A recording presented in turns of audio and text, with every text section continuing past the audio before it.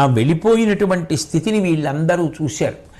అప్పుడు కత్తి పట్టుకుని నడుస్తూ వస్తున్నటువంటి దృష్టజుమ్నుడు ఆ ద్రోణాచార్యుల వారి యొక్క రథం మీదకి ఎక్కాడు.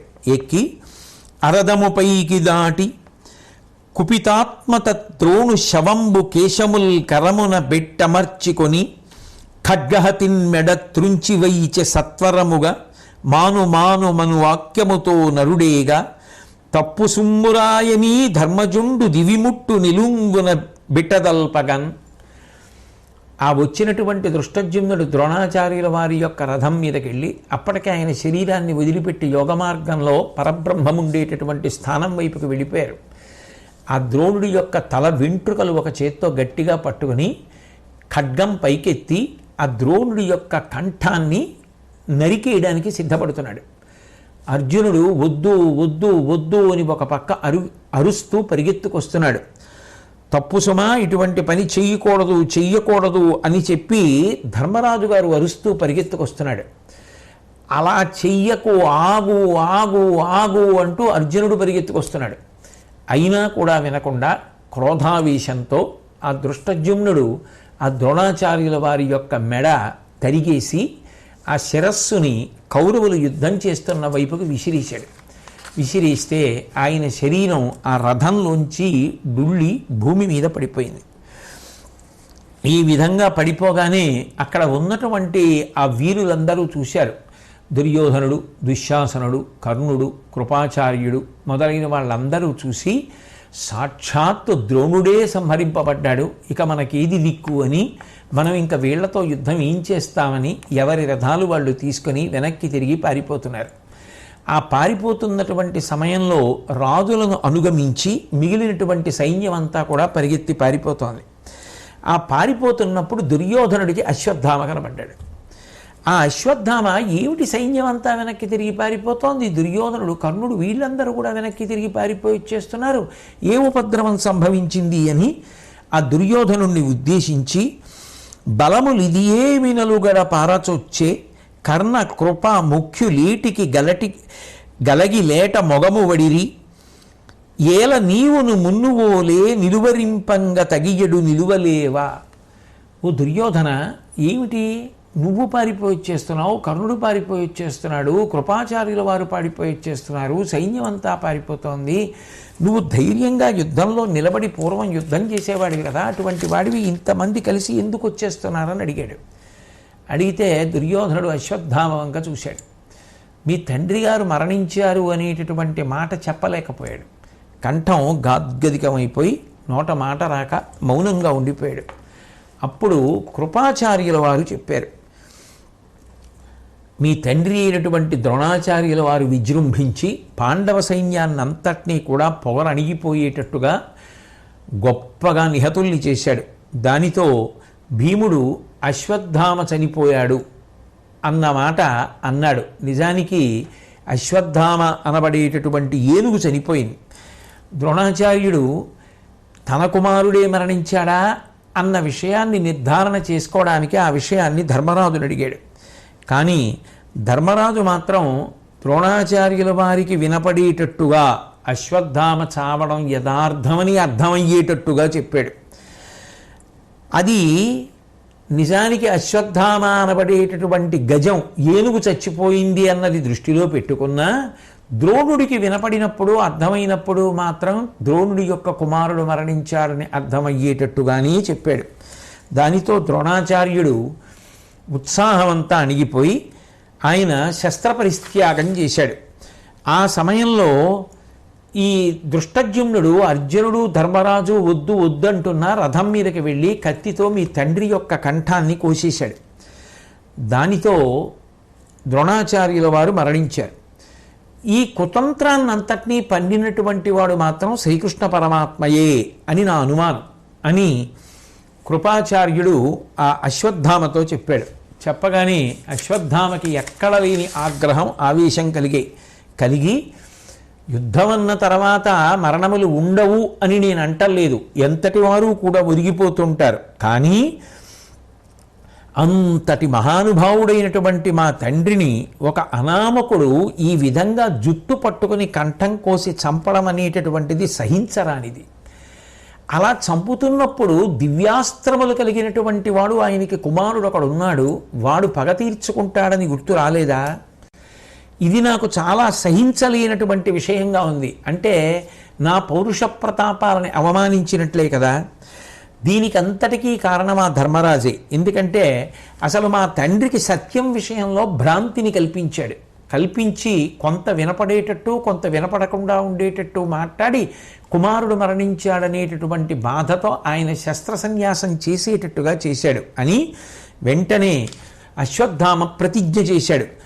హరియున్ పాండవులున్ మదీయపటు బాహాశక్తి దివ్యాస్త్ర నిర్భర సంతాప పరీతులయ్యుదుగా ఘోరస్ఫార సంక్రీడ తత్తురగస్యందన వారణ ప్రకరముల్ తృంగన్ విజృంభించదన్ సురసంఘంబులు వచ్చి అడ్డుపడినం దుర్వార దర్పోద్ధతిన్.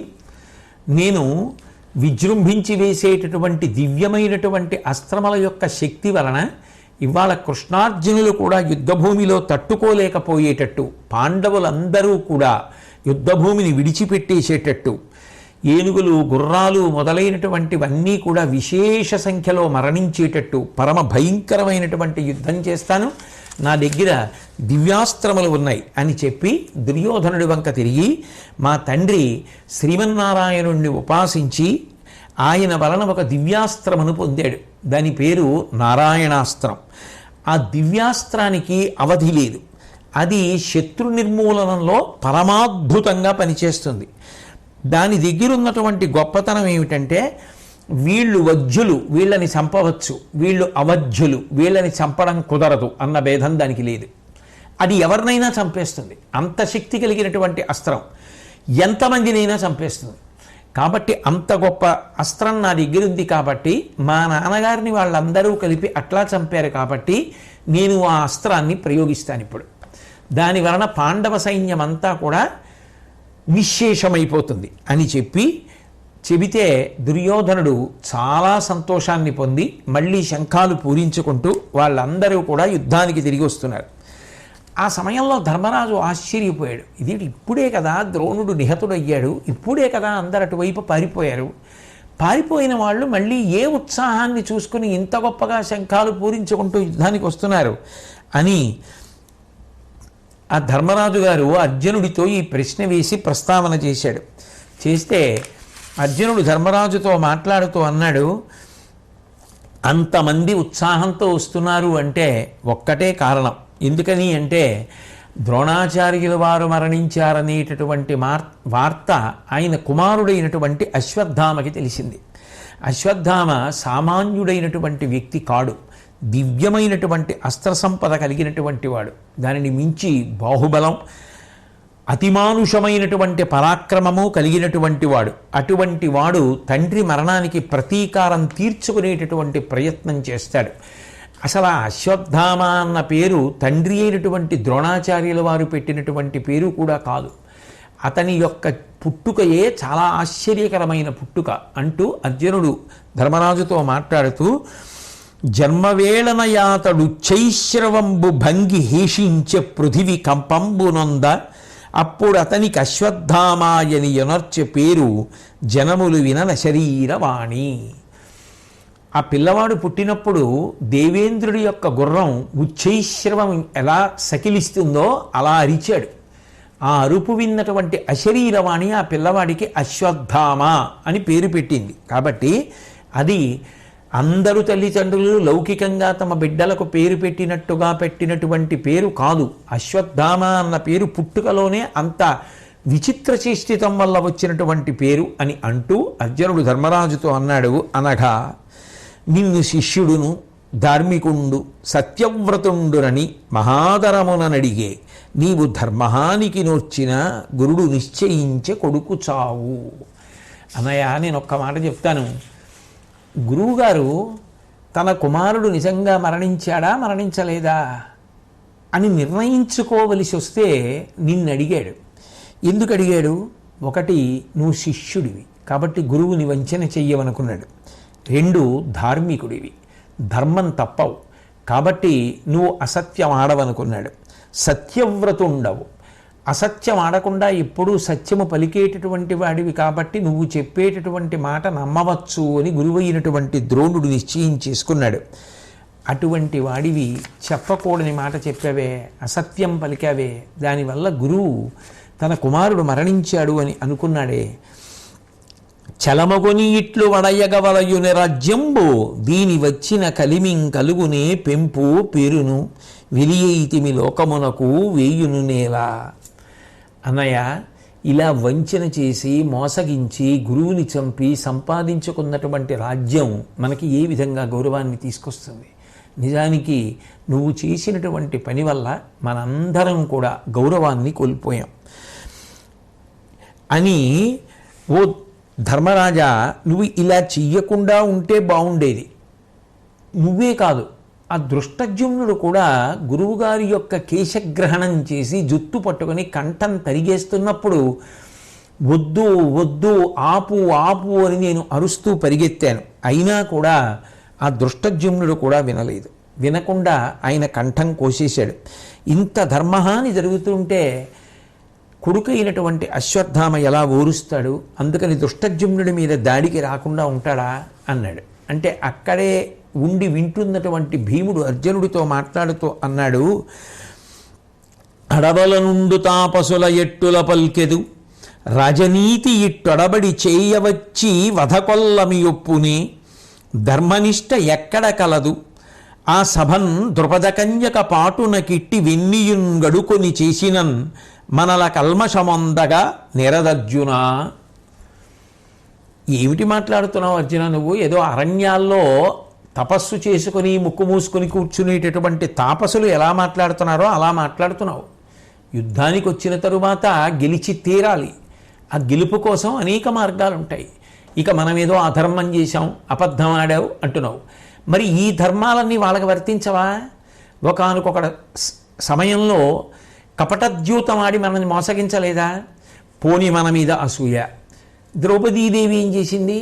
ఆవిడ్ని తీసుకొచ్చి సభలో అంత అవమానం చేయలేదా? వాళ్ళు చేసినటువంటి అవమానాలు, వాళ్ళు తప్పినటువంటి ధర్మము దృష్టిలో పెట్టుకుంటే నిజంగా ఇంకా మనం ఇటువంటివి ఎన్ని చేసినా తప్పు లేదు. కాబట్టి దీనిని నువ్వు విడిచిపెట్టేసేయి. అరుల మన మీద నొరవడి నరుగుదేర నేము సిడిముడి పడుచుండ ఇట్టులనుట ఒప్పదు ఉరిసిన పుండుల నుప్పు వెట్టె ధరయ దీనికి నిన్ను నీ మందుపార్థ. ఒక పక్కనేమో కౌరవ సైన్యం అంతా ఉత్సాహాన్ని పెంచుకుని అశ్వత్థామని వెంట పెట్టుకొని వచ్చేస్తోందా? నువ్వేమో ఈ సమయంలో కాలినటువంటి గాయం మీద ఉప్పు చల్లినట్టుగా అక్కర్లేని మాటలన్నీ మాట్లాడుతున్నావా? మనం ఇప్పుడు వాళ్ళు ఎందుకు వస్తున్నారు, మనం ఎలా ఎదుర్కోవాలి అన్న విషయంలో మేమందరమునేమో చాలా కష్టపడి ఆలోచన చేస్తున్నామా? ఇది ఏమైనా సబబుగా ఉందా అర్జున? ఈ సమయంలో నువ్వు ఇలా మాట్లాడడం సరే, ఏది ఏమని, నా దగ్గర దివ్యాస్త్రాలు లేవా? నాకు యుద్ధం తెలియదా? కావలసినంత పరాక్రమం ఉంది, ఆ పైన శౌర్యం ఉన్నది, ఆయుధములు ఉన్నాయి, నేను కౌరవ సైన్యాన్ని ఎదుర్కొంటాను అంటుంటే దృష్టజ్యుమ్నుడు వచ్చి అర్జునుడితో అన్నాడు, వెరవునులావులీని వ్రజవేయు విధంబుల దివ్యబాణ విస్ఫురణము చూపి చూపి పరిపుచ్య మహోగ్రత ధర్మికుండే ఆ గురుడు. అదిగాక ఈయనతని కోల్పక పుట్టినవాడ ఇంత వట్టరయక నన్ను ఇట్లు సెడనాడుట పాడియ నీకు వాసవి. గురువుగారిని అధర్మంతో చంపేశావు, గురువుగారిని అధర్మంతో చంపేశావు అని అంటున్నావు కదా అర్జున. సామాన్యమైనటువంటి సైనికులు చేసిన పాపం ఏమిటి? పోనీ పెద్ద పెద్ద యోధులతో యుద్ధం చేసేటప్పుడు దివ్యమైన అస్త్రములను ప్రయోగించాడు ద్రోణుడు అంటే అర్థం ఉంది. ఇన్ని వేల మంది సైనికుల్ని చంపడానికి దివ్యాస్త్రములను ప్రయోగించి వాళ్ళందరినీ తెగటార్చినప్పుడు ద్రోణుడు ధర్మాన్ని పాటించినట్ట. పైగా ఆ ద్రోణుణ్ణి చంపడం కోసమే కదా ప్రత్యేకంగా నేను పుట్టింది. మా నాన్నగారు చేసినటువంటి యజ్ఞం దేనికోసం? ద్రోణుణ్ణి చంపే కొడుకు కావాలని. అందుకే నేను పుట్టాను. పుట్టినప్పుడు నా జన్మ యొక్క ప్రయోజనం ఏదో అది సిద్ధించాలి, అందుకు నీ చంపాను అంటూ పితృసకుడగు భగదత్తుని పితామహుండైన వృద్ధు భీష్ముని నీ ఉద్ధతి చంపుట పుణ్యంబే ప్రతివీరుని చంపుటేల పాపం బయ్యన్. ఏమిటి అర్జున, నేనేదో ద్రోణుణ్ణి చంపడం తప్పు తప్పు తప్పు అన్నట్టు మాట్లాడతావు. నువ్వు మీ తండ్రి గారికి స్నేహితుడైనటువంటి భగదత్తుణ్ణి చంపలేదా? కురువృద్ధుడైనటువంటి భీష్మాచార్యుల వారిని నువ్వు చంపలేదా? నువ్వు చంపితేనేమో శత్రుపక్షంలో ఉన్నారు కాబట్టి చంపినట్టా, నేను చంపితే తప్పయిందా? అలా మాట్లాడచ్చా అర్జున అని అడుగుతూ, భూనాథుడు బొంకడు వినుమేనును ధర్మంబు తప్పను, ఇది ఏటికి మిథ్యానింద, శిష్యవంచకుడైన గురుడు సచ్చే గెలువు మరి సైన్యంబున్. అర్జున, ఎందుకు నిష్కారణంగా అక్కర్లేని విషయాలన్నీ ఆలోచించి మనసులో బాధ పెట్టుకుంటావు? ధర్మరాజు గారు అబద్ధం ఆడడు, నేను ధర్మం తప్పను. అనవసరపు నిందలు మా మీద ఎందుకు వేస్తావు? నిజానికి ఆయన ధనస్సు పట్టి శిష్యుల మీద యుద్ధానికి వచ్చి శిష్యుల్ని బాధ పెట్టాడు. ద్రోణుడు శిష్యవంచకుడు తప్ప మేము ఆయనకి చేసిన ద్రోహమేం లేదు. కాబట్టి నువ్వు ఉత్సాహాన్ని పొంది మళ్ళీ యుద్ధాన్ని ప్రారంభం చెయ్యి అన్నాడు. అంటే ఆ అర్జునుడికి దుఃఖం ఆగలేదు. ఆగకుండా ఆయన కళ్ళ నీళ్లు తుడుచుకుంటూ దృష్టజుమ్నుడి వంక కొరకొరా చూస్తూ, ఆ దృష్టజుమ్న, నువ్వు ఇట్లా రోత పుట్టించేటటువంటి మాటలు మాట్లాడకు అన్నాడు. సాత్యకి అర్జునుడికి శిష్యుడు. ఎప్పుడైతే అర్జునుడు ఇంత బాధపడి మాట్లాడుతుంటే అటు ధర్మరాజు, ఇటు దృష్టజుమ్నుడు, ఇటు భీమసేనుడు అందరూ కూడా అర్జునుడికి వ్యతిరేకించి మాట్లాడారో సాత్యకి తట్టుకోలేక అసలు నిజానికి నీ నాలుక చీల్చేద్దును దృష్టజుమ్న, నీ తల పగలగొట్టేద్దును అర్జునుడికి వ్యతిరేకంగా మాట్లాడినందుకు. కానీ ఇక్కడ ధర్మరాజు గారు ఉన్నాడు కాబట్టి నేను ఏమీ చెయ్యకుండా నిన్ను వదిలిపెట్టేస్తున్నాను అని సాత్యకి అంటూ, భీష్ముణ్ణి అర్జునుడు చంపాడంటావు, నువ్వు మాట్లాడిన దాంట్లో ఔచిత్యం ఉందా? ఇలా చంపమని భీష్ముడు చెప్పాడు. ఆయన శిబిరానికి వెళ్ళి అడిగితే నన్ను శిఖండి మాత్రమే సంహరించాలి, శిఖండిని అడ్డు పెట్టుకుని అర్జునుడు వెనక నుంచి బాణాలు వెయ్యాలి. శిఖండి బాణములు వేస్తే నేనెక్కడ మరణిస్తాను? పిడుగులు లాంటి బాణములు వెయ్యగలిగిన వాడు అర్జునుడు. శిఖండి ఎదురుకుండా ఉంటే నేను బాణం వేయను. వెనక నుంచి ధనస్సుకి ధనస్సు చేర్చి అర్జునుడు వెయ్యాలి. వేస్తే ఆ బాణములకు నేను పడిపోతానని భీష్ముడు చెప్పాడు. ధర్మరాజు ఆజ్ఞాపించాడు. ఇటువైపు నుండి రాజాజ్ఞ, అటువైపు నుండి భీష్మవాక్కు. అందుకని అర్జునుడు బాణాలు వేశాడు. అర్జునుడు భీష్ముడిని చంపడానికి, నువ్వు ద్రోణుడిని చంపడానికి ఎక్కడైనా పోలికుందా? నువ్వు అర్జునుడిని తప్పు పట్టి మాట్లాడతావేమిటి అన్నాడు. అంటే ద్రోణాచార్యుల వారిని సంహరించడంలో దృష్టజుమ్నుడు భీష్మాచార్యుల వారిని చంపినటువంటి అర్జునుడితో పోల్చుకోకూడదు అన్నది సాత్యకి యొక్క ఉద్దేశం. కాబట్టి అంటూ ఇట్లా భీష్ముడు బాణం వేయకుండా అడ్డుగా నించుని భీష్మ మరణానికి కారణమైనటువంటి శిఖండి అంతటి మహాత్ముడు పడిపోవడానికి కారణం. 2, ద్రోణాచార్యుల వారు యోగ మార్గంలో వెళ్ళిపోయిన తరువాత ఆయన జుత్తు పట్టుకుని శవం యొక్క కంఠం కోయడం అనేటటువంటిది నువ్వు చేసినటువంటి దారుణం. కాబట్టి పాంచాల వంశంలో మీ ఇద్దరూ చెడపుట్టారు, అంతేకాని అర్జునుడిని అంటావెందుకు అన్నాడు. అనేటప్పటికీ దృష్టజుమ్నుడికి ఎక్కడ లేని కోపం వచ్చింది. ఆయన ఒకసారి గతాన్ని జ్ఞాపకం చేశాడు. భూరిశ్రవుడు సాత్యకి యుద్ధం చేస్తున్నప్పుడు సాత్యకి బాగా అలిసిపోయాడు. అలిసిపోవడంలో భూరిశ్రవుడు ఆ సాత్యకిని నేల మీద పడగొట్టి కత్తి ఎత్తి ఆ భూరిశ్రవుడి యొక్క కంఠాన్ని కోసేయబోతున్నాడు. ఆ సాత్యకి కంఠాన్ని భూరిశ్రవుడు కోసేయబోతున్నాడు. ఆ సమయంలో కృష్ణ పరమాత్మ చూశారు. చూసి తన సోదరుడు సాత్యకి అర్జునుడి వంక తిరిగి, నీ శిష్యుడు సాత్యకి మన కోసమని పరిగెత్తుకొచ్చాడు, సైంధవుణ్ణి మనం నిగ్రహించడానికి చేస్తున్న ప్రయత్నంలో తోడ్పాటు ఇవ్వాలి అని వ్యూహాన్ని భేదించి వచ్చాడు. అటువంటి వాడు బడలిపోయి మరణించడానికి సిద్ధంగా ఉంటే చూస్తూ ఊరుకోకూడదు. కాబట్టి ఆ భూరిశ్రవుణ్ణి నిగ్రహించు అన్నాడు. వెంటనే అర్జునుడు బాణం వేస్తే కత్తి ఎత్తినటువంటి భూరిశ్రవుడి యొక్క కుడి చెయ్యి తెగిపోయింది. తెగిపోతే అప్పుడు ఆ భూరిశ్రవుడు ప్రాయోపవేశం చేస్తానని ఎడంచేత్తో బాణాలు ఏరుకుని పేర్చుకుంటున్నాడు. పడిపోయినటువంటి సాత్యకి లేచి ఆ భూరిశ్రవుడి యొక్క కంఠాన్ని తరిగేశాడు. ఏమి సాత్యకి, నువ్వు యుద్ధం చెయ్యలేకపోయావు, ఒకప్పుడు యుద్ధం చేయలేక పడిపోయావు, చావుకి దగ్గరైపోయావు. అటువంటి సమయంలో నువ్వు చెయ్యవలసినటువంటి యుద్ధాన్ని అర్జునుడు చేశాడు. అర్జునుడు బాణం వేస్తే భూరిశ్వరుడికి కుడి చేతి అయిపోయింది. అప్పుడు ఆ భూరిశ్వరుడు ఏం చేశాడు? యుద్ధం చేయలేదు, ఇక ప్రాయోపవేశం చేసేద్దామని బాణాలు ఏరుకుని పెట్టుకుని కూర్చుంటున్నాడు. నువ్వేం చేశావు? అలా కూర్చున్నవాడి మీద, ఇక ప్రాణం వదిలిపెట్టేద్దామని సిద్ధపడుతున్న వాడి మీద తెగబడి కత్తితో ఆయన కంఠం కోసేశావు. నువ్వు కోసేసినప్పుడు ఒక నీతి, నేను ద్రోణుడి కంఠం కోసేస్తే ఒక నీతి. అప్పుడు నువ్వు తప్పలేదా ధర్మం? ఇప్పుడు నేనేనా ధర్మం తప్పింది అని ధృష్టద్యుమ్నుడు సాత్యకిని అడిగాడు. ఇక ఒకళ్ళతో ఒకళ్ళు ఇటువంటి మాటలు మాట్లాడుకోవాలి అనుకుంటే ఎన్నైనా దొరుకుతాయి. కానీ అది సమయమా సందర్భమా అన్నదాన్ని కోపం కప్పేసింది అనుకోండి, అన్నీ వదిలిపెట్టేస్తారు.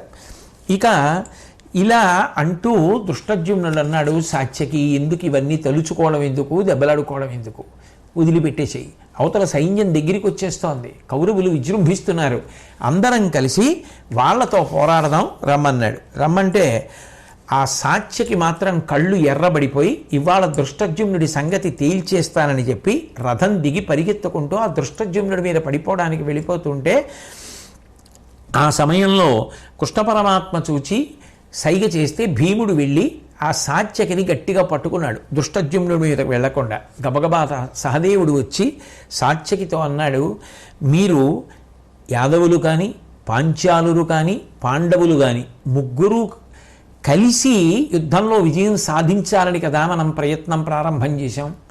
మీరు మాకు ఇంత తోడ్పాటుని ప్రారంభం నుంచి అందిస్తున్నారు కదా, ఇప్పుడు మనలో మనం కలహించుకోవడం అనేటటువంటిది ఏ విధంగానైనా సబబుగా ఉందా అంటుంటే ఆ ధృష్టద్యుమ్నుడు సాత్యకి నీ మాట వినడు, విడిచిపెట్టు, ఒక్కసారి నా చేతి దెబ్బ తింటే సాత్యకి బుద్ధొస్తుంది అని అంటుంటే ధృష్టద్యుమ్నుడు కూడా విజృంభించి ఆ సాత్యకి మీదకి వెళ్ళడానికి సిద్ధపడుతుంటే ఇక కృష్ణుడు ధర్మరాజు కూడా చాలా ప్రయత్నం మీద ఇద్దరికీ నచ్చచెప్పి ఇద్దరు ఒకళ్ళతో ఒకళ్ళు దెబ్బలాడుకోకుండా చేసి మళ్ళీ అందరూ కలిసి కౌరవుల మీదకి యుద్ధానికి సిద్ధమయ్యారు. అంటే ఒక్కసారి కోపతాపాలు ప్రవేశించి అదుపు తప్పిపోతే అవి చిట్ట చివరికి ఎక్కడికి వెళ్ళాం, ఎందుకు వెళ్ళాం అన్నది మర్చిపోయి ఎంత ఆ తీవ్ర స్థితికి వెళ్ళిపోతుంది అన్నదానికి ఈ సందర్భం ఒక ఉదాహరణ. ఈలోగా అశ్వత్థామ నారాయణాస్త్రాన్ని ప్రయోగించాడు.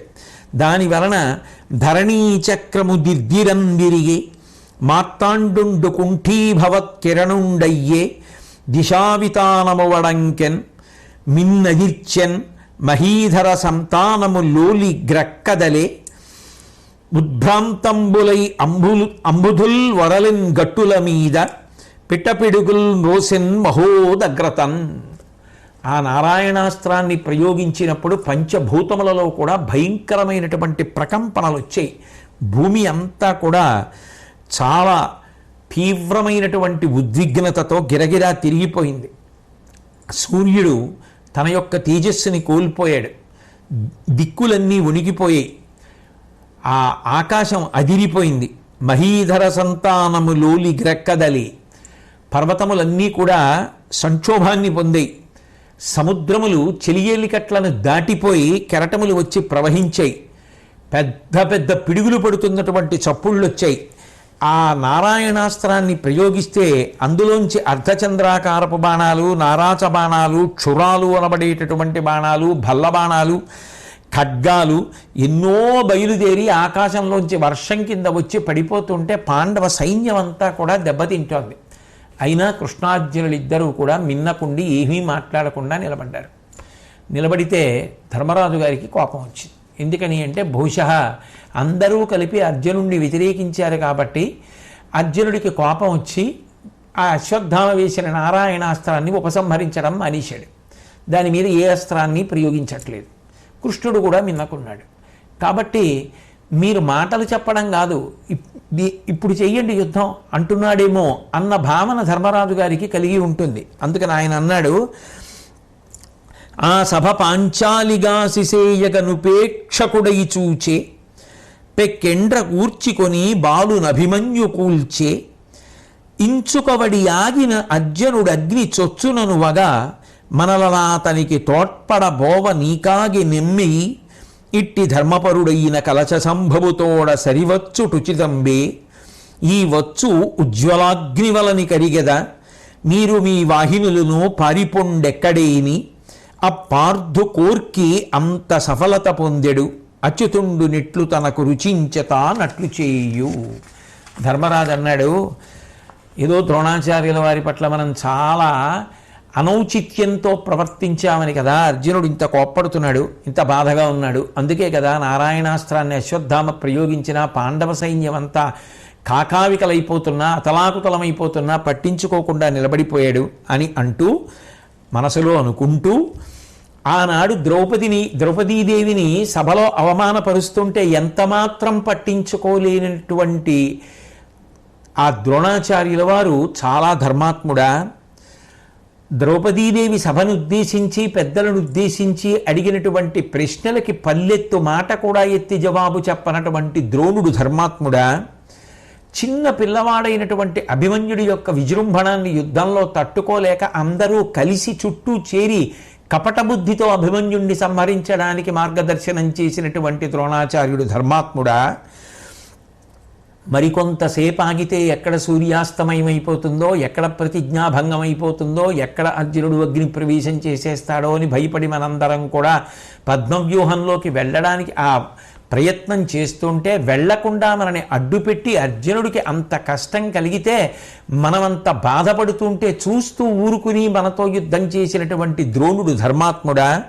ఒకవేళ అవన్నీ ధర్మం అయితే అటువంటి ధర్మం మాకు అక్కర్లేదు. నేను ఇప్పుడే ఆ నారాయణాస్త్రం వల్ల చెలరేగినటువంటి అగ్నిజ్వాలలకి ఎదురు వెళ్ళిపోతున్నాను. అర్జునుడు మనసులో తృప్తిని పొందుగాక. ఆయన ఎలా కావాలంటే అలా చేస్తాడు. ఇక శ్రీకృష్ణ పరమాత్మ ఏమి చేస్తాడు అన్నది అతని ఇష్టం అని చెప్పి వెళ్ళబోతుంటే వెంటనే కృష్ణ పరమాత్మ బిగ్గరగా కంఠమెత్తి సైనికులందరినీ చూసి అరిచాడు. అంటే నిజానికి కృష్ణ పరమాత్మ కానీ అర్జునుడు కానీ ఏ విధమైనటువంటి భేదభావంతో మిన్నకున్నవారు కాదు. వాళ్ళలా మిన్నకుండడానికి కారణం ఏ యుద్ధం చేయకుండా ఉండడమే ఆ అస్త్రానికి పరిష్కారం. అందుకే కృష్ణ పరమాత్మ కంఠమెత్తి గట్టిగా అరుస్తూ చెప్పారు, ఆ అస్త్రం జోలికి వెళ్లకుండా ఉండడమే ఆ అస్త్రం నుంచి తప్పుకోవడానికి పరిష్కారం. ఎవ్వరూ కూడా మీ వాహనముల మీద నిలబడవద్దు, అందరూ వాహనాల నుంచి కిందకి దిగిపోండి, అందరూ మీ చేతులలో ఉన్న ఆయుధములను కింద పడేయండి. ఆ అస్త్రం ఆయుధాలు వదిలిపెట్టేసి వాహనాలు దిగిపోయి నిలబడిపోయినటువంటి వారి ఎవరి జోలికి రాదు. ఎవరైనా వాహనం మీద ఉన్నా, ఎవరైనా చేతిలో ఆయుధాన్ని పట్టుకున్నా అగ్నిజ్వాలలు కక్కుతూ వాళ్ళని సంహరిస్తుంది.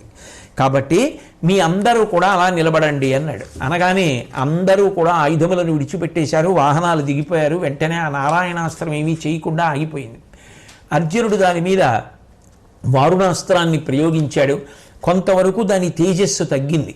ఒక్క భీముడు మాత్రం రథం మీద నిలబడి అశ్వత్థామ నారాయణాస్త్రాన్ని ప్రయోగించినంత మాత్రం చేత మనం యుద్ధం చెయ్యకుండా చేష్టలు తక్కి నిలబడడం నాకు ఇష్టం లేదు, కాబట్టి నేను యుద్ధం చేస్తాను, మీ అందరూ కూడా యుద్ధం చేయండి అని పౌరుషవాక్కులు పలుకుతూ గదని చేత్తో పట్టుకుని ఆ రథం మీద నిల్చున్నాడు.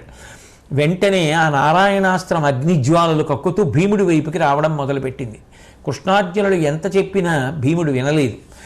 ఈలోగా అర్జునుడు ప్రయోగించినటువంటి వారుణాస్త్రం వల్ల తన యొక్క అస్త్రానికి కొంత ప్రభావం తగ్గిందని గమనించినటువంటి అశ్వత్థామ ఆ నారాయణాస్త్రం యొక్క శక్తిని మరింత పెంచాడు. పెంచేటప్పటికీ అది ఇక భీముడు రథం మీద ఆయుధం పట్టుకుని ఉన్నాడు కాబట్టి ఆయన మీదకి జ్వాలలు కక్కుతూ వెళ్ళిపోయింది. భీముడు ఎక్కడ సంహరింపబడతాడో అనేటటువంటి ఆదుర్దాలో కృష్ణార్జునుడు ఇద్దరూ కూడా పరుగున వచ్చి నచ్చ చెప్పి ఈ అస్త్రానికి విరుగుడు ఆయుధం పట్టకపోవడమే అని చెప్పి చేతిలో ఉన్న ఆయుధం లాగేసి ఆ భీముడిని రథం మించి కిందకి లాగేశారు. దానితో ఆ అస్త్రం పాండవ సైన్యాన్ని చెనకకుండా అది తనంత తానుగా ఆ ప్రభావాన్ని వదిలిపెట్టి వెళ్ళిపోయింది. అప్పుడు దుర్యోధనుడు ఇంకొకసారి ఆ దివ్యాస్త్రాన్ని ప్రయోగించు అన్నాడు. అట్లా ప్రయోగించకూడదు, అది ఒక్కసారే ప్రయోగించాలి. అలా రెండో మాట ప్రయోగిస్తే ఎవరు ప్రయోగించాడో వాడి మీదకి వస్తుంది, అంటే ప్రయోగించిన వాడికే వ్యతిరేక ఫలితం వస్తుంది. కాబట్టి దాన్ని ప్రయోగించడం కుదరదు. మా తండ్రికి ఇచ్చే సమయంలో నారాయణ భగవానుడు చెప్పినటువంటి మాట, అది ఈ శ్రీకృష్ణ పరమాత్మకు తెలిసినటువంటి కారణం చేత ఎవరిని యుద్ధం చెయ్యొద్దని, వాహనాలు దిగిపోమ్మని, ఆయుధాలు కింద పడేయమని చెప్పాడు. ఎవ్వరూ మరణించలేదు. దానివల్ల తన సైన్యాన్ని కాపాడుకోగలిగాడు అని చాలా బాధపడి, ఈ కృష్ణ పరమాత్మ ఉండగా మనం ఎన్ని దివ్యాస్త్రములను ప్రయోగించినప్పటికీ కూడా పాండవ సైన్యానికి ఏ విధమైన హాని చెయ్యలేకపోతున్నామని మళ్ళీ యుద్ధాన్ని ప్రారంభం చేశాడు. ఈసారి చాలా కోపంతో ఉన్నాడు కాబట్టి ఆ పౌరుషాన్ని ప్రదర్శించడంలో సాత్యకిని దృష్టద్యుమ్నుణ్ణి ఇద్దరినీ కూడా తీవ్రమైనటువంటి బాణములతో కొట్టి మూర్ఛిల్ల చేసి ఆ విజృంభణంలో మెరిసిపోతూ అర్జునుడితో పాటుగా యుద్ధానికి వచ్చినటువంటి వృద్ధక్షత్రుడు అనబడేటటువంటి రాజు యొక్క రథాన్ని కూల్చేసి ఆయన తల ఖండించి సంహరించాడు. అలాగే చేది యువరాజుని చంపేశాడు. అట్లాగే సుదర్శనుడు అనబడేటటువంటి ఇంకొక రాజు యొక్క చేతులు కాళ్ళు నరికేసి ఆయన తల నరికి చంపేశాడు. అశ్వత్థామ భయంకరమైనటువంటి యుద్ధం చేస్తూ పాండవ సైన్యం మీద ఆగ్నేయాస్త్రాన్ని ప్రయోగించాడు. ఆ ఆగ్నేయాస్త్ర ప్రయోగం చేత అప్పటికప్పుడు ఒక అక్షౌహిణి సైన్యం నశించిపోయింది. ఇలా చతురంగ బలాలన్నీ కూడా నశించిపోయి ప్రళయాగ్ని వలె ఆ ఆగ్నేయాస్త్రం విజృంభిస్తున్నటువంటి సమయంలో అర్జునుడు బ్రహ్మాస్త్ర ప్రయోగం చేసి ఆగ్నేయాస్త్రాన్ని అణిచేశాడు. దానితో పాండవ సైన్యం రక్షింపబడింది. అశ్వత్థామకి చాలా బాధ కలిగింది. ఏ అస్త్రం ప్రయోగించినా కృష్ణార్జునులు దానికి విరుగుడు ఏదో ఒకటి చేస్తున్నారు. దానివల్ల అనుకున్నటువంటి ఫలితం రావట్లేదని చాలా బాధపడి, ఇక నేను దివ్యాస్త్రములను ప్రయోగించడం వల్ల ఏ విధమైన ప్రయోజనం లేదని, సిగ్గులేక ఇంకా ఈ యుద్ధం చేయడం ఎందుకని చేతిలో ఉన్నటువంటి ధనస్సుని కింద పడేసి తల ఉంచుకుని నడుచుకుంటూ వెళ్ళిపోతున్నాడు. ఆ వెళ్ళిపోతున్నటువంటి సమయంలో జీదొలకాడగా నేలకు ముగి లేలకో డిగ్గెననగా ముందట తోచెన్ విగత దురిత తత్వభాసుండగు వేదవ్యాసుడం మహాపురుషునకున్. వెలిగిపోతున్నటువంటి ఆ మెరుపులతో ఒక నల్లటి మేఘం ఆకాశంలోంచి భూమి మీదకి దిగొచ్చిందా అన్నట్టుగా వ్యాస భగవానుడు అశ్వత్థామకి దర్శనమిచ్చాడు. వెంటనే అశ్వత్థామ ఆ వేదవ్యాస భగవానుడికి వినయంగా నమస్కారం చేసి చాలా బాధతోటి గద్గదమైనటువంటి స్వరంతో ఆ వ్యాసుణ్ణి ఉద్దేశించి, నేను ఆగ్నేయాస్త్రాన్ని ప్రయోగించాను ఆ పాండవ సైన్యం మీద, అయినా కూడా అది పనిచేయడం లేదు. ఎందువల్ల ఇలా జరుగుతోంది? అసలు ఏమిటి మాయ? ఎందుకు కృష్ణార్జునుల్ని అది దహించలేకపోయింది? నాకు కలిగిన సంశయాన్ని దయచేసి పోగొట్టమని అడిగాడు. అడిగితే వ్యాస భగవానుడు ఒక అద్భుతమైనటువంటి రహస్యాన్ని ఇక్కడ చెప్తున్నాడు. దేవాదిదేవుడైనటువంటి శ్రీ మహావిష్ణువు లోకాలను రక్షించడానికి నారాయణమునిగా అవతరించాడు. ఆయన మైనాక పర్వతం మీదకి వెళ్ళి కూర్చుని పరమశివుడి గురించి గొప్ప తపస్సు చేశాడు. చేస్తే ఆ పరమశివుడు ప్రత్యక్షమయ్యాడు. పవనాశనుడు ఊర్ధ్వబాహుండునగుచు అన్నారాయణుండతి ఘోరనిష్ట జలుపు ఆ తపమున సంతుష్టుడై బాల శశిరేఖనొప్పారు జడముడియును శూల పినాకాది సుమహితాయుధముల విలిగెడు చేతులు విలస దుర్గ యజ్ఞోపవీత సమంచిత వక్షంబు శోభిల్లగా పొడసూపి శంభుడపుడు పద్మాక్షుడ విరూపాక్షునకు ధరాతలము జాను పాణి శిరంబులంద మ్రొక్కి నిలుచుండి నుదుటిపై మోట్పు గేలు భక్తి గదియించి ఇట్టని ప్రస్తుతించే. ఆ నారాయణ ఋషి చేసినటువంటి తపప్రభావంగా శంకరుడు ప్రత్యక్షమయ్యాడు. ఆయన ఆ నారాయణ ఋషి గాలిని మాత్రమే ఆహారంగా స్వీకరిస్తూ రెండు చేతులు పైకెత్తి చేసినటువంటి గొప్ప తపస్సుకి ఫలితంగా ప్రత్యక్షమైనటువంటి శివుణ్ణి దర్శనం చేసి మనసులో వచ్చినటువంటి పొంగు ఆగక వాగ్రూపంగా ప్రవహిస్తే ఆ శివుణ్ణి స్తుతి చేశాడు. ఆ శంకరుడు ఎంత గొప్ప స్వరూపంతో ఉన్నాడు అంటే, ఆయన ఆ బాల శిశిరేఖనొప్పారు జడముడియును, ఆ కొప్పులో ఆ బాల శిశిరేఖ చంద్రరేఖ ప్రకాశిస్తోంది. చేతిలో త్రిశూలము పినాకము మొదలైనటువంటి ఆయుధములను పట్టుకున్నాడు. అలాగే ఆ గొప్ప పావుని ఒకదాన్ని యజ్ఞోపవీతంగా వేసుకుని వెలిగిపోతున్నాడు. అటువంటి విరూపాక్షుడైనటువంటి పరమశివుణ్ణి చూసి పద్మాక్షుడైనటువంటి నారాయణ ముని నేల మీద పడి నమస్కరించి లేచి అంజలి ఘటించి ఆయనని ప్రస్తుతించాడు, స్తోత్రం చేశాడు. చేస్తూ ఈ జగత్తంతా నీ వల్లే పుట్టింది, ఈ జగత్తంతా నీ వల్లే రక్షింపబడుతోంది, స్థావర జంగమాత్మకమైనటువంటి ఈ జగత్తంతా పుట్టడానికి రక్షింపబడడానికి కారణమయ్యావు కాబట్టి నిన్ను మహేశ్వరుడు అని శృతులు కీర్తిస్తున్నాయి. అలాగే వేదములు ధర్మవాచకవాదంబులు తద్విలాసావంతంబగు ధాత్రీ దేవోత్కరము భవత్ ప్రాతుర్భావములు కావే బాలేందుధర. ఈశ్వర, వేదములు ధర్మమును ప్రతిపాదిస్తాయి, ఆ వేదములు నీ నుండి వచ్చాయి.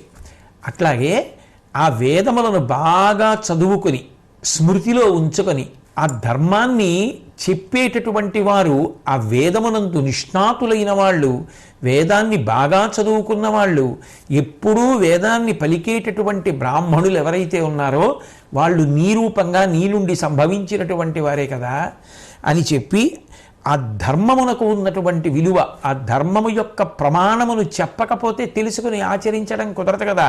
కాబట్టి ధర్మ ప్రమాణమైనటువంటి శృతులను అందించి దాని ప్రచారమునకు కూడా అవకాశమును కల్పించిన వాడివి. వేదవేత్తలైనటువంటి వారు వేదమును మనసులో నిలబెట్టుకున్నటువంటి మహాపురుషులను సృజించిన వాడివి అని శంకరుణ్ణి స్తోత్రం చేసి, ఓ పరమశివ, తత్వమసి మొదలైనటువంటి శృతి చివర ప్రతిపాదింపబడినటువంటి ఉపనిషద్వాక్యములను మనసులో స్మరించి సోహం అనేటటువంటి భావంతో నిన్ను అర్చన చేసినటువంటి వారు చిట్ట చివరికి ఈ జనన మరణ చక్రము నుండి విడుదల పొంది మోక్షమును పొందేటట్టుగా అనుగ్రహించగలిగినటువంటి పరబ్రహ్మస్వరూపమైనటువంటి ఓ శంకర, నీకు నమస్కారం అని స్తోత్రం చేస్తే ప్రసన్నుడైనటువంటి పరమేశ్వరుడు ఏం కావాలని అడిగితే, నాకు ఎవ్వరికీ సాధ్యం కానటువంటి ప్రభావాన్ని కరుణించవలసినది అని నారాయణముని అడిగారు. అడిగితే ఇక పైన, ఓ నారాయణముని, నీవు నరుల చేత కాని, సురల చేత కాని, గంధర్వుల చేత కాని, కిన్నెరుల చేత కాని, గరుడుల చేత కాని, నాగుల చేత కాని ఏ భయాన్ని లేకుండా, మరణం పొందకుండా, శారీరకమైనటువంటి బాధ కలగకుండా, స్థావర జంగమాత్మకమైనటువంటి ఈ సృష్టిలో ఉన్నటువంటి ఏ ప్రాణి చేత ఏ విధమైనటువంటి నిప్పిని పొందవలసినటువంటి అవసరం లేకుండా, అస్త్రముల చేత శస్త్రముల చేత ఖేదమును పొందకుండా, తడి వస్తువుల చేత పొడి వస్తువుల చేత హాని పొందకుండా, నిన్ను నిర్జించగలిగినటువంటి వాడు లేకుండా, నిజంగా చెప్పాలి అంటే నేనే నీతో యుద్ధం చెయ్యలేనంత గొప్ప స్థితిని పొందెదవుగాక అని ఆశీర్వదించాడు. ఆ నారాయణుడు తపస్సు చేస్తే ఉద్భవించినటువంటి వాడే నరుడు. ఆ నారాయణుడు నరుడే ఇప్పుడు శ్రీకృష్ణ పరమాత్మ అర్జునుడుగా ఈ లోకంలో ఉన్నారు. కాబట్టి వాళ్ళిద్దరూ కూడా సాక్షాత్ దైవస్వరూపులు. వారు ధర్మమును నిలబెట్టడానికి ప్రతి యుగంలో ఇలా అవతరిస్తూ ఉంటారు. కాబట్టి వాళ్ళు శివుని యొక్క అనుగ్రహానికి పాత్రులైన వారు.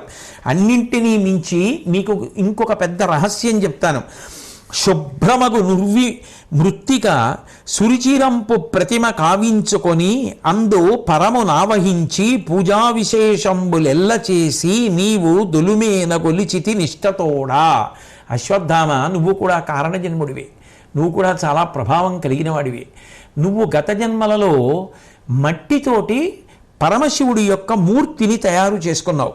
తయారు చేసుకొని అలా తయారు చేయబడినటువంటి ఆ పరమశివుని యొక్క మూర్తికి ప్రాణప్రతిష్ఠ చేసి పూజ చేశావు. అంటే కరచరణాదులతో కూడుకున్నటువంటి శివమూర్తికి పూజ చేశావు. శివుడి మూర్తికి పూజ చేసినా అన్ని కోరికలు తీరుతాయి, ఆయన భక్త సులభుడు. కానీ అంతకన్నా గొప్పదేదో తెలుసా? కరచరణాదులతో కూడుకున్నటువంటి రూపమును పూజ చేయడం కన్నా లింగ రూపాన్ని పూజ చేసినటువంటి వారు ఎవరుంటారో వాళ్ళు ఉపాసన యందు అధికులు. కృష్ణార్జునులు ఇద్దరూ లింగ రూపాన్ని పూజ చేస్తారు. వారు లింగాధిష్టానారూఢుంగాను నచ్చి అర్చించిరి భవ్యారాధన పరులైమును గౌరీపతి అతుల నియమ కల్పన వెలయన్. ఆ నరనారాయణులిద్దరూ లింగమూర్తి యందు గౌరీశ్వరుణ్ణి, ఆ పార్వతీపతిని, పరమశివుణ్ణి ఆరాధన చేశారు. వాళ్ళు అరూపరూపి అయినటువంటి లింగమూర్తిని ఆరాధన చేసిన వారు కాబట్టి నీకన్నా ఉపాసనలో ఎన్నో రెట్లు పైనున్నటువంటి వారు. శివుణ్ణి ఏ రకంగా పూజ చేసినా మనోరథాలు నెరవేరతాయి. కానీ లింగాకారంలో ఉన్నటువంటి రూపాన్ని పూజ చెయ్యడం అనేటటువంటిది కరచరణాదులతో ఉన్నటువంటి రూపాన్ని పూజ చేయడం కన్నా ఎన్నో రెట్లు అధికమైనటువంటి ఫలితాన్ని ఇస్తుంది. కాబట్టి వాళ్ళు చేసినటువంటి పూజా ఫలితం గొప్పది, కాబట్టి అది అట్లాగే ఉంటుంది. కాబట్టి దాని ఫలితం ముందు నీకున్నటువంటి శక్తి తక్కువ, కాబట్టి ఇది నువ్వు ఇలాగే అనుభవించక తప్పదు అని చెప్తే వెంటనే అశ్వత్థామ యొక్క శరీరంలో పులకాంకురాలు వచ్చి ఆ పరమశివ వైభవాన్ని మనసులో భావన చేస్తూ ఆనందపడిపోయి సూర్యాస్తమయం అవుతున్నటువంటి కారణం చేత సైన్యం దగ్గరికి వెళ్ళి ఇక యుద్ధం వద్దు వెళ్ళిపోదామని చెప్పి అందరినీ కూడా వెనక్కి తీసుకుని వెళ్ళిపోతుంటే అర్జునుడి దగ్గరికి వేదవ్యాస భగవానుడు వెళ్ళి దర్శనమిస్తే అర్జునుడు పరమ సంతోషంతో ఎదురొచ్చి ఆయనకి స్వాగతం పలికి సాష్టాంగ నమస్కారం చేసి సమీప స్థలంలో ఉచితాసనం మీద కూర్చోపెట్టి ఆయనని పూజించి ఆయనని ఒక ప్రశ్న వేశాడు. హే భగవన్, వ్యాసభగవానుడా, ఇది మీరు తప్ప ఎవరు చెప్పగలరు? అందుకు అడుగుతున్నాను. అందరూ అనుకుంటున్నారు యుద్ధంలో శత్రువుల్ని నేను జయిస్తున్నాను అని అనుకుంటున్నారు. కానీ ఆశ్చర్యకరమైనటువంటి విషయం ఏమిటంటే నా ముందు యుద్ధంలో ఒక వ్యక్తి వెడుతున్నాడు. ఆ వెడుతున్నటువంటి వ్యక్తి చేతిలో త్రిశూలాన్ని పట్టుకుని ఉన్నాడు. ఆ శూలంలోంచి ఎన్నో శూలాలు వస్తున్నాయి. ఆయన ఏం చేస్తున్నాడంటే ముందు వెడుతూ వీరులందరినీ చంపుకుంటూ వెళ్ళిపోతున్నాడు. ఆయన యొక్క పాదములు నేలకి తగలటం లేదు. వెనక నేను బాణములు వేస్తున్నాను. అందరికీ నేను వేసిన బాణములు ఆ బాణముల వలన పడిపోతున్న యోధులు కనపడుతున్నారు. నిజానికి ఆయన నాకు ముందు నడుస్తూ త్రిశూలం పట్టుకుని వాళ్ళని అందరినీ పొడుస్తున్నాడు. ఆయన త్రిశూలంలోంచి వచ్చిన శూలాలు పడగొడుతున్నాయి. కీర్తి నాకు, నిజానికి చంపుతున్నది ఆయన. ఆయన ఎవరో నాకు అంతుపట్టడం లేదు. ఆయన ఎవరో స్పష్టంగా చెప్పవలసింది అని వ్యాస భగవానుడిని అడిగాడు. అడిగితే వ్యాసుడు అర్జునుడికి సమాధానం చెప్తూ, ఆదికి నాది లోకములకన్నింటికిన్ ప్రభుడవ్యయుండు వేదాది పవిత్ర వాచక సహస్ర పరిస్ఫుట వాచ్య రూపుడు అంహోదలన ప్రకారక శుభోదయకారక దివ్యనాముడు అంబాదయితుండు దృంమహిత పాలుడు లూలుడు భక్తియుక్తికిన్. ఆయన ఎవరో కాదయా అర్జున, సాక్షాత్ శివుడు. ఆయన లోకములకన్నిటికీ కూడా ప్రభువు. ఆయన ఒకనాడు ఉండి ఒకనాడు లేనివాడు కాడు, శాశ్వతుడు. వేదములు మొదలైనటువంటి పవిత్రమైనటువంటి ఆ శబ్ద రాశి ఏది ఉంటుందో దాన్నంతటినీ కూడా ఉత్పన్నమును చేసినటువంటి మహానుభావుడు. తత్కారణము చేత ధర్మమును లోకమునకు అందించినటువంటి వాడు, ధర్మ ప్రమాణం అందించినటువంటి వాడు, పాపములను పోగొట్టగలిగినటువంటి దివ్యమైన నామము ఉన్నవాడు. శివ అన్న నామం పలికినంత మాత్రం చేత పాపములు పోతాయి. అందుకు కదు పవి పుష్పంబగు అగ్నిమంచగు ఆకోపారం భూమిస్థలంబగు శత్రుండతిమిత్రుడు విషము దివ్యాహారమౌ నెన్నగా అవనీమండలి లోపలం శివ శివేచ్ఛాభాషణోల్లాసకిన్ శివ నీ నామము సర్వవస్యకరమౌ శ్రీకాళహస్తీశ్వర అంటాడు దుర్జటి. ఆ శివనామం పలికితే చాలు పాపములన్నీ ధ్వంసమైపోతాయి. అంబాదయితుండు పార్వతీపతి, మూడవ కన్ను కలిగినటువంటి వాడు, భక్తికి ప్రసన్నుడు, భక్తికి లొంగిపోయేటటువంటి వాడు, అంతటి మహానుభావుడు. అటువంటి తత్వస్వరూపము సాకారమైనటువంటి వాడు శివుడు. ఆయన భక్తి అనబడేటటువంటి మకరందం ఎక్కడుంటుందో అక్కడ వివశుడైపోతూ ఉంటాడు. నిజానికి ప్రకృతి పురుషులుగా లోకంలో ఉండేటటువంటిది ఆయనే.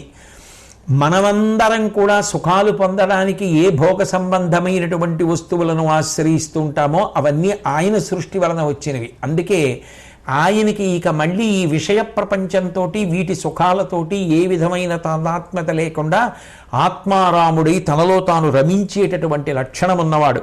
ఆయనే పరబ్రహ్మస్వరూపం. ఆయన సాక్షాత్కరించి ఎవరి కోరికలైనా తీర్చగలడు, ఎవరి ఆపదలైనా పోగొట్టగలడు.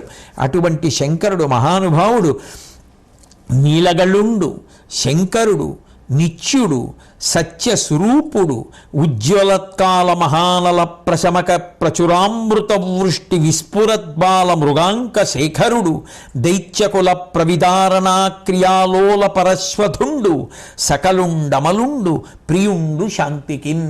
ఏం చెప్పమంటావు అర్జున పరమశివ వైభవం గురించి? నీలగళ్ళుండు. ఒకసారి దేవతలు దానవులు కలిసి క్షీరసాగర మథనం చేస్తే ఆవిర్భవించి లోకములను కాల్చేస్తున్నటువంటి గరళాన్ని తన కంఠంలో ధరించడం చేత కంఠము నల్లటి మత్సని పొందితే నీలగలుడై ఆయన శ్రీకంఠుడు అని కీర్తితో పేరుని పొందినటువంటి వాడు. లోకములకు శుభములను చేస్తూ ఉంటాడు కాబట్టి శంకరుడు. ఒకనాడు ఉండి ఒకనాడు లేనివాడు కాకుండా అన్ని కాలములయందు ఉండేటటువంటి వాడు కాబట్టి నిత్యుడు, సత్యమైనటువంటి రూపము కలిగినటువంటి వాడు, ఏ మార్పులు లేనటువంటి వాడు. ఆయన ఆ మహాప్రళయ కాలమునందు ఈ లోకాలన్నింటినీ కూడా పెద్ద అగ్నిహోత్రం పుడితే తన యొక్క బాల శశాంక రేఖ నుంచి పుట్టినటువంటి అమృతం కురిపించి ఈయన లోకాలన్నింటినీ కూడా కాపాడగలిగినటువంటి శక్తి కలిగినటువంటి వాడు కాబట్టి అంతటి మహాప్రసన్నమూర్తి. అన్నిటినీ మించి దైత్యకుల ప్రవిదారణ క్రియాలోల పరశ్వధుండు, ధర్మమునకు హాని చేసేటటువంటి రాక్షసుల్ని సంహరించడం కోసం చేతిలో గండ్రగొడ్డలి పట్టుకున్నటువంటి వాడు. సకలుండు, ఆయన కానిది ఆయన లేనిది ఏదీ లేదు. సకలుండు, అమలుండు, ఆయనకి ఏ పాపము అంటారు. అటువంటి శుద్ధమూర్తి. ప్రియుండు శాంతికిన్, ఎక్కడ శాంతి ఉంటుందో అక్కడ ఉంటాడు. అటువంటి మహానుభావుడు, సమస్తమైనటువంటి వాడు. ఆయన చెయ్యనటువంటి లీల లేదు. దక్ష ప్రజాపతి చేస్తున్నటువంటి యజ్ఞాన్నంతటినీ కూడా ధ్వంసం చేశాడు ఒకప్పుడు. త్రిపురాసురుడు దర్పాన్ని ప్రదర్శిస్తుంటే, లోకములను బాధిస్తుంటే ఒక్క బాణాన్ని ప్రయోగించి 3 పురములతో కూడుకున్నటువంటి ఆ త్రిపురాసుర సంహారం చేసినటువంటి వాడు. నువ్వు ఎంత అదృష్టవంతుడవయ్యా అర్జున! ఆ పరమేశ్వరుడు స్వయంగా సన్నిధానం చేశాడు. నువ్వు ధన్యుడివి. పేదకి పెన్నిధి దొరికినట్టు. లోకకంటకులైనటువంటి అంధకాసురుడు మొదలైనటువంటి రాక్షసుల్ని సంహరించినటువంటి శంకరుడు ఇవాళ నీ కోసమని చెప్పి వచ్చి ఆయన యుద్ధభూమిలో ముందు నడిచి నీ శత్రువులందరినీ కూడా ఉగ్గడిస్తున్నాడు. నిజానికి నువ్వు ఆయన అడిగింది పాశుపతాస్త్రం ఒక్కటే. ఆయన నీకు పాశుపతాస్త్రం ఇవ్వడమే కాదు, ఎంత భక్త సులభుడంటే నీకోసమని దిగొచ్చి యుద్ధభూమిలో నీకు ముందు నడుస్తూ హరివీర భయంకరులైనటువంటి యోధులందరినీ కూడా మట్టు పెడుతూ పైకి కనపడకుండా వాళ్ళందరూ నీ బాణములు చేతే నిహతులైనట్టుగా లోకానికి కనపడేటట్టు చేసి ఇంత గొప్ప కార్యాల్ని సాధించినటువంటి వాడు అర్జునుడు అనబడేటటువంటి గొప్ప కీర్తిని నీకు కట్టబెడుతున్నాడు. ఎంత అదృష్టవంతుడవయ్యా! అటువంటి శివుణ్ణి శరణుజొచ్చిన వాళ్ళు ఎవరుంటారో, ఆయన పాదములకు నమస్కరించే వారెవరుంటారో, ఆయన యందు భక్తి కలిగిన వారెవరుంటారో అటువంటి వారికి ఆయన ఆయురారోగ్య ఐశ్వర్యములనన్నింటినీ కూడా శాశ్వతంగా అనుగ్రహిస్తాడు అని చెప్పి ఆ శివభక్తి యొక్క గొప్పతనాన్ని చెప్తే ఆ పరమేశ్వరుణ్ణి అర్జునుడు మనసులో నిలుపుకుని వ్యాసుడు చెప్పినట్టుగా శివుడికి దండప్రణామములు చేశాడు. అట్లాగే వ్యాసుల వారి యొక్క పాదాల మీద పడి ఆయనకి నమస్కారం చేశాడు. వ్యాసుడు అర్జునుడి దగ్గర సెలవు తీసుకుని వెళ్ళిపోయాడు. ఇక నీకు అపరిమితమైనటువంటి సుఖం కలుగుతుంది, యుద్ధంలో జయాన్ని సాధిస్తావని చెప్తే పరమానందాన్ని పొంది మనసులో ఆ శివ వైభవం శివస్వరూపం నిలబడిపోతే దాని వలన ఎంతో సంతోషాన్ని, ఎంతో శాంతిని, ఎంతో ఆనందాన్ని అనుభవిస్తున్నాడు. గురువు మరణించాడనేటటువంటి బాధలో ఉన్నటువంటి అర్జునుడి యొక్క మనసు తేటపడేటట్టుగా శివ వైభవాన్నంతటినీ కూడా వర్ణించి చెప్పి ఆ శివానందంలో మునకలు వేసి నిలబడిపోయినటువంటి అర్జునుడు పరమశాంతి పొందేటట్టుగా వ్యాస భగవానుడు అనుగ్రహించాడు. ఉగ్రరూపాన్ని పొందినటువంటి అశ్వత్థామకి కూడా ఉపాసన రహస్యం తెలిసి మనసు చల్లబడి పులకాంకురములను పొందేటట్టుగా చేశాడు. ఆ వ్యాసుడు ఎవరో కాదు, సాక్షాత్తు నారాయణుడే. అటువంటి పరమాద్భుతమైనటువంటి శివస్వరూపం శాంతికి మరొక పేరు. అటువంటి పరమశివానుగ్రహం సర్వకాల సర్వావస్థల యందు మన అందరి యందు ఉండాలని, ఆయురారోగ్య ఐశ్వర్యములతో అందరూ ప్రశాంతంగా సంతోషంగా హాయిగా జీవించగలిగినటువంటి రోజు రావాలని, ఏ మహమ్మారి కూడా ఈ లోకాన్ని బాధించకుండా ఉండేటట్టుగా గరళాన్నే కంఠంలో నిలబెట్టుకున్నటువంటి శంకరుడు మనందరినీ కాపాడాలని త్రికరణ శుద్ధిగా ప్రార్థన చేస్తూ ఆ శంకరుని యొక్క పాదములు పట్టి శిరస్సు వంచి నమస్కరిస్తూ ద్రోణపర్వం పూర్తయింది అని తెలియచేస్తూ సెలవు తీసుకుంటాను. మళ్ళీ తర్వాతి పర్వాన్ని ప్రారంభం చేద్దాం. స్వస్తి.